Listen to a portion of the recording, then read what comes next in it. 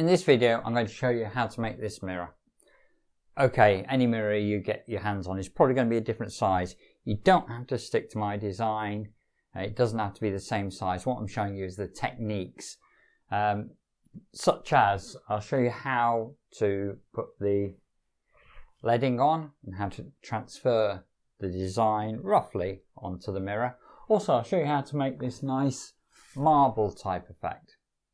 Okay, before we go on, if you haven't subscribed to our channel already, you might want to consider doing so you can see our future videos, our hints, tips and projects, and our product reviews. You can do so by hitting the subscribe button, and don't forget to hit the bell as well.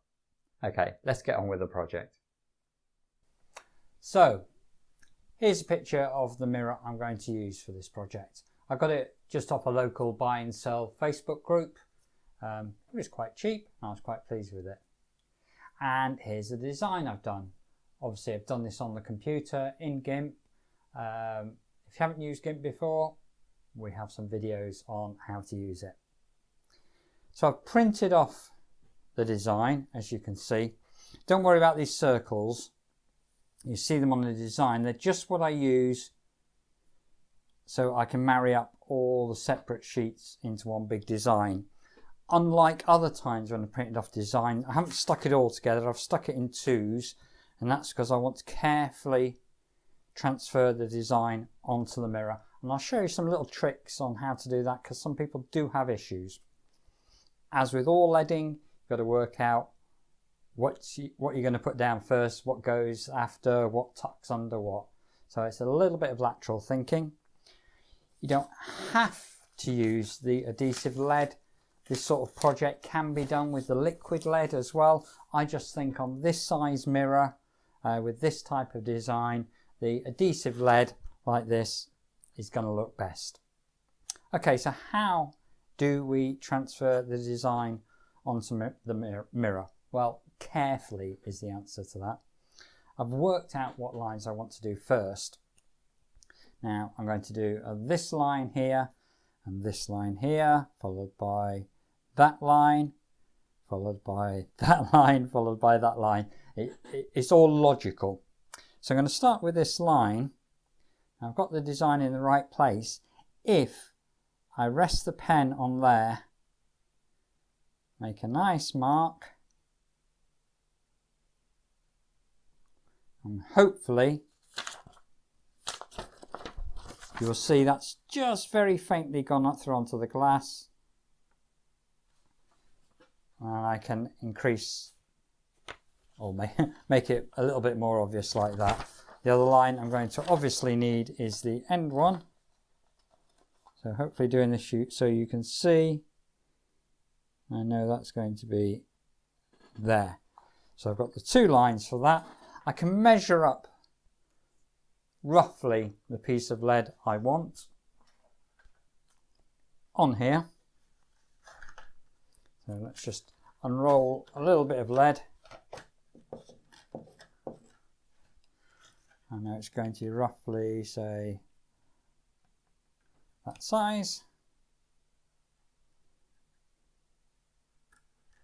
I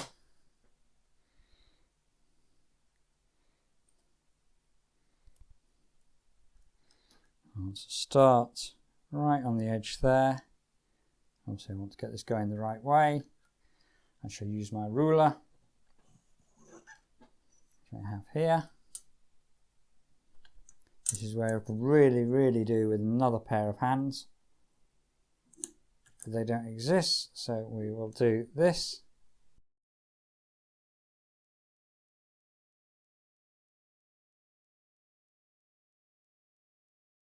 Now get my smoother.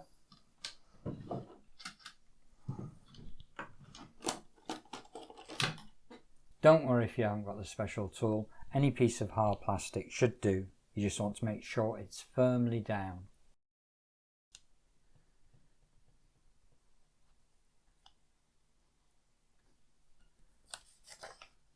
Okay, well that is the first piece.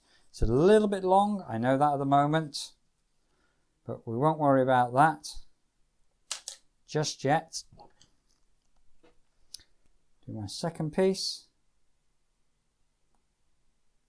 better that it's too long and can be cut down later than straight on the ruler.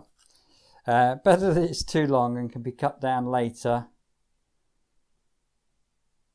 rather than too short.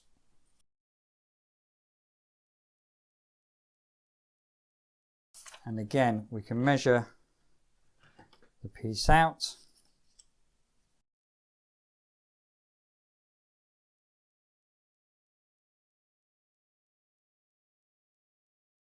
You want these joints to be really nice and tight because you are going to be painting to them later, and you do not want the paint to be seeping underneath. So it's worth putting a bit of time in. Also, they look nice when they're tight. They have this little bump effect which looks like it's been leaded.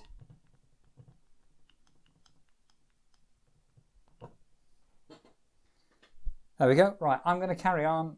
I'll do a lot more of this and come back and join me towards the end.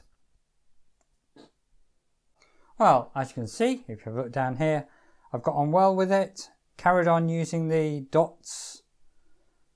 Few bits left to do now.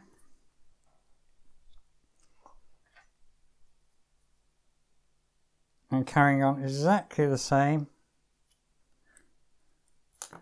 Got a dot here, and dots up there. Now if it was one of the longer pieces, I would use my ruler to make sure that is straight, but it is pretty straight. There we go. Just use my tool to mark that down. Now I will be going over every join again before I paint it.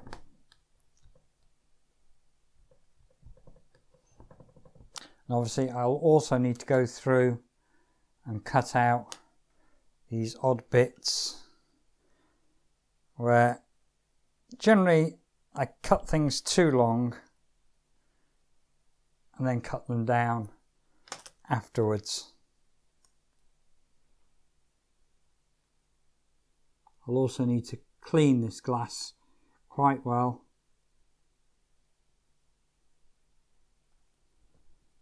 before I paint it.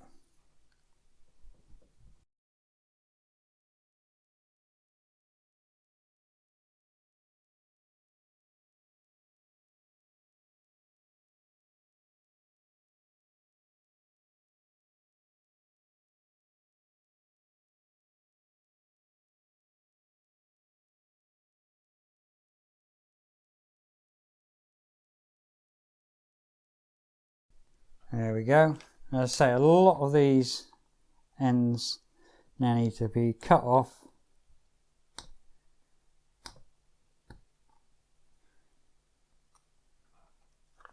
And the underneath bits cleaned up. Now I have in fact got some leading left to do, and that's the 4 pieces round the end, round the edge I should say. Maybe a bit late, I hope not. I will point out the pen I've been using is not indelible. It's not permanent I should say, and it can just be wiped off. Important to use a pen like that because you may make mistakes and you may have marks left at the end. And you want to be able to just wipe those away. So don't use a permanent marker.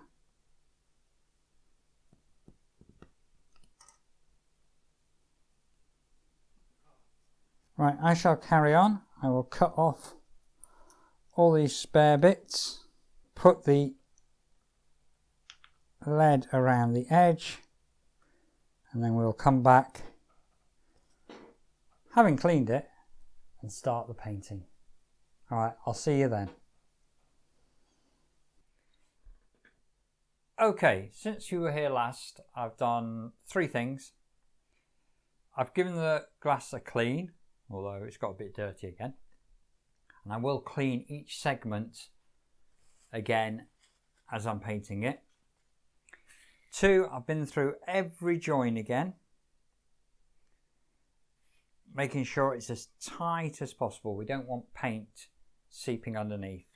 Number 3, I've made sure the glass is totally level. We're going to be doing flood filling, so you want to be as level as possible so the paint doesn't pool at one end.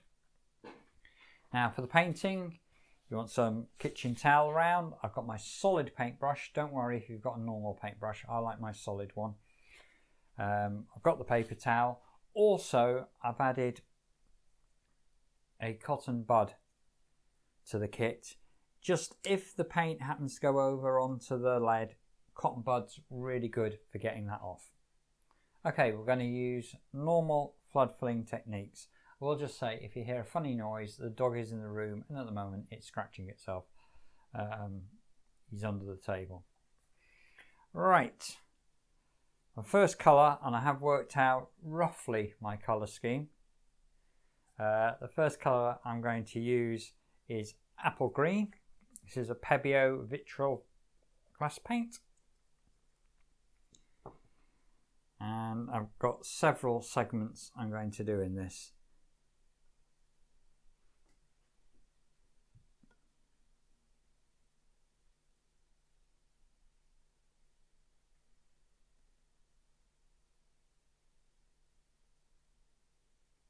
I'm just pushing the paint and making sure it's going right up to the edge, which it isn't there.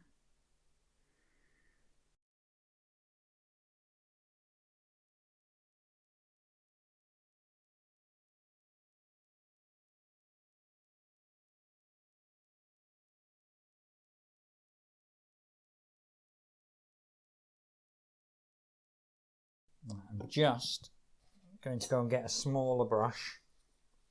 There we go. Smaller brush just help me get in right into those corners. Okay, that's the first bit done. A little mark or bubble there. Just got that out. I just want a little bit more paint, I think, on this side.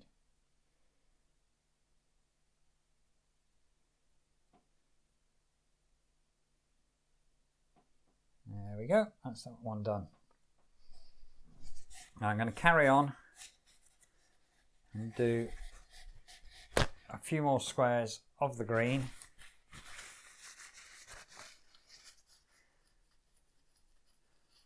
Before I shift over to the next colour. Sorry, there's a hair there, that's got it. This is my next square.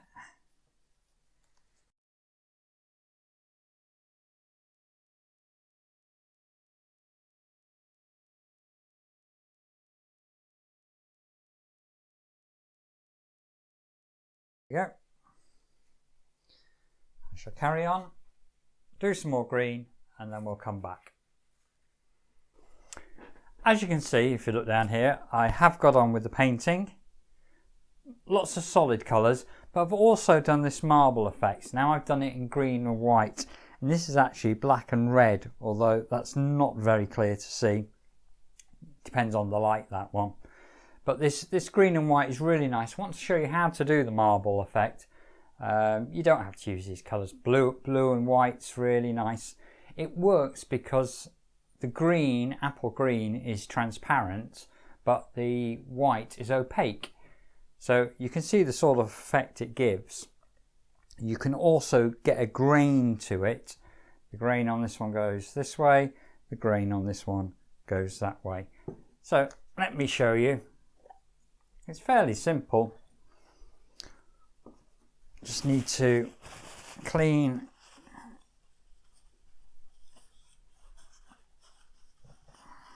that bit of glass.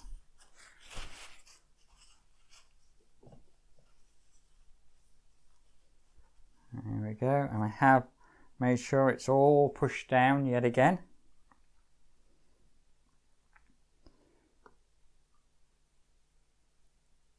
Obviously I don't want to cross-contaminate my paints. The white is going to be pretty bad if I get any colour in it at all. I'm just splodging the green over, getting some of it to the edges. Want some on the edges, some in the middle.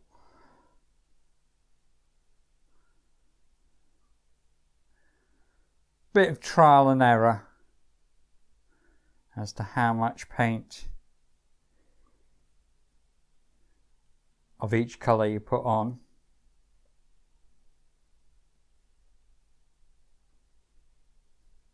We can always come back and put some more green on if we want. Close that one up, clean the brush, or if you're using bristle brushes, I suggest you use a separate brush. Now we'll add the white. And again, I'm being careful not to get any of the green on it.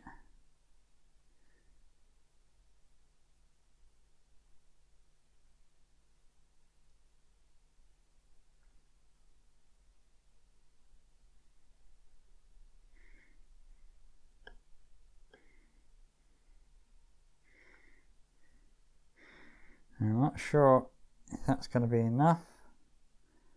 We'll go for it for now. And again, I'm just pushing it right up to the edges. Make sure there's no gaps at all.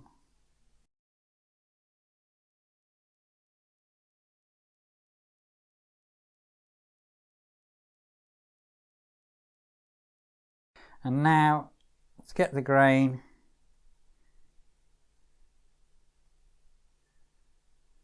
Don't mix it too much, otherwise you will lose the effect. Do enough so it's very obvious which way the grain's going.